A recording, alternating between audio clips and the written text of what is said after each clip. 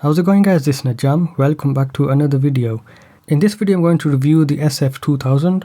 It comes in this box. It's a handheld game console that has 7 emulators and it has a 3-inch IPS display.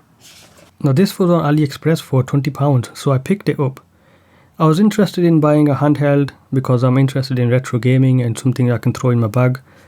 And this one caught my attention because this one has actual emulators, and I didn't know at the time when I bought this that this was actually quite popular. In this price range, I can't find any other handheld device that does proper emulators, and this is the only one. So I've been playing around with it for about a few weeks, and I wouldn't recommend it to everybody because I know that certain people would not like this. And so I've been writing down my notes and I'm just going to go over them. Well, let's take a look around the device first. So at the front you've got an IPS display. I'm talking about this in a bit. You got a joystick. I'll also talk about this in a bit as well.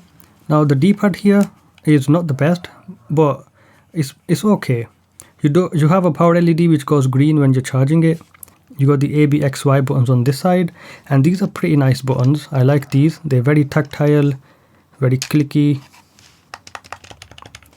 And they're pretty nice. Now you also have the start and select buttons down here. Now these are mushy and they are very nice as well. Now the top left and right buttons, I personally don't like these because I think they just require a little bit more force than I would like. But for the price, I don't think I'm in the position to be complaining. On the bottom you have an on and off switch. You got a USB Type-C for charging. You got the SD card slot. It comes with approximately 6,000 games, which is a lot. You also have an audio video out, which I'll go into in just a bit and I'll show you this in action. And you have the volume slider. And this is actually in use when you're using the audio video out, so you can adjust the volume with this. On the back you have the battery, and I've not taken the screw out. Now you can see 2 grills here, but only one of them is actually a speaker. And I'll just go over this right now. It does have 1500 mAh battery. Apparently it's not a good one and you would like to replace it if possible, because I have noticed, and I'll just point out the cons over here for the battery.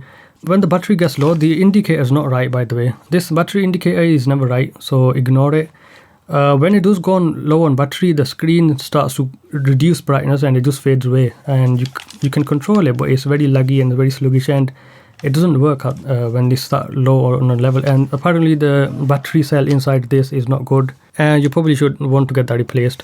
But I've left it in there because it's about 20 quid. I don't really mind. The battery life is about 3 or 4 hours on a full charge. So the advertised battery life is about 6 hours, which is what I've not been getting. The speaker on the back is mono, but it sounds very nice. I'll go ahead and turn it up.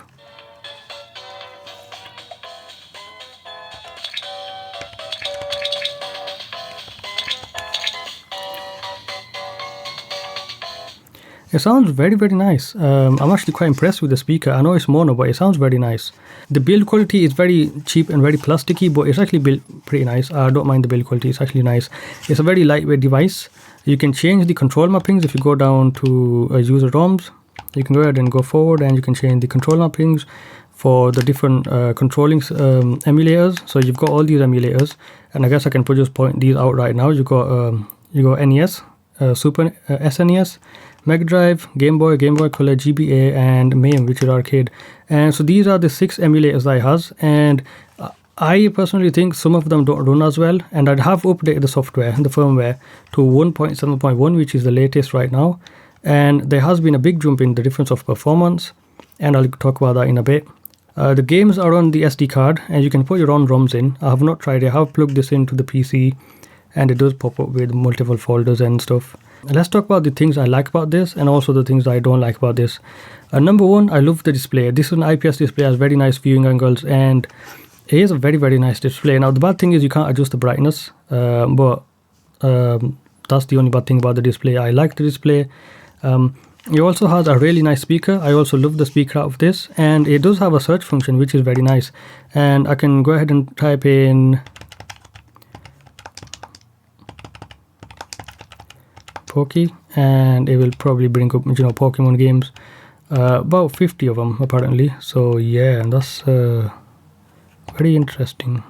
Another thing I like about this is the tactile buttons. These are very nice buttons.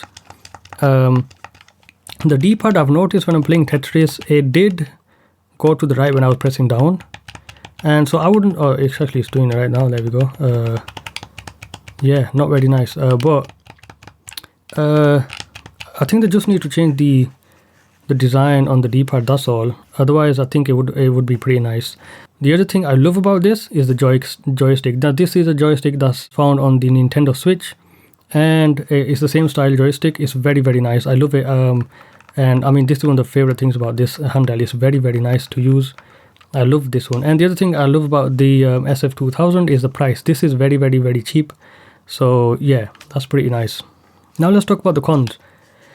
Now, unfortunately, I have had a crash on some games, even in this firmware 1.7.1. It does improve the performance of SNES and Game Boy Advance quite a bit, and I'd say when it was previously unplayable, now SNES and GBA is actually pretty nice and playable. But it's very annoying. It does crash on the arcade games, and it's just not nice. There's no headphone jack. I know it has audio video out, but there's no headphone jack, and that's a bit of a bummer. There's no sleep mode on this. You can turn it off and on with the power button, but apart from that, there's no sleep mode. So yeah, that's that. Some of the games I've noticed do lag. So Game Boy Advance and SNES, they do lag, and even on arcade games, they do lag when it gets really, really tough for it. So it's not a powerful handheld. As I mentioned earlier, there is no backlight adjustment, and that's a bit annoying because when you're playing in low light environments, it is very, very bright. Although, to be fair, the screen does look very, very nice. Now, one negative thing I will mention about the display is that there is screen tearing, and there's quite a lot of it on some games. And it renders from diagonal, so it goes from this corner downwards, and so you can see when you're moving about, it is rendering from the corner. It's the same kind of display that you can find for the Raspberry Pi. Another thing is the battery is a bit weird. When it gets low, it just starts slowly. It's like this thing is just dying, and the display brightness does get low, and then it just goes all black. So I can't really. That's one negative thing. The power LED on over here is actually a bit blinding, and it's a bit annoying. They need to put a diffuser or sticker over it. Another thing I don't like about this is that there are no in-game saves, and when you do save a game, it does say it's saved, but it actually doesn't save it. The only way to save games is by pressing the start and select button and then saving the state. And I mentioned earlier, when I was saving states on some games, it crashed, so I had to restart it. The audio stops and I have to restart it. The SF2000 also has some poor performance on some games, so SNES and some arcade games, they do have a little bit of poor performance.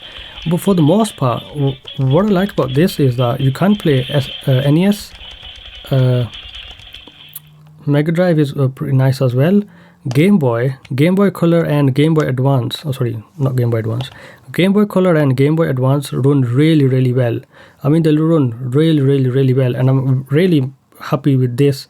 You can have this as a portable all-in-one Game Boy solution, and it works like that really, really well. The Game Boy Advance does have some games that start stuttering, but if you're going to play Pokemon or something casual, then it's not really a big deal. Now, with the new firmware version 1.71, it is improved quite a lot, and some games that I would have considered unplayable, especially on SNES, are now playable, and they're actually very, very nice to play. So to conclude, for £20, this thing runs actual emulators and actual games.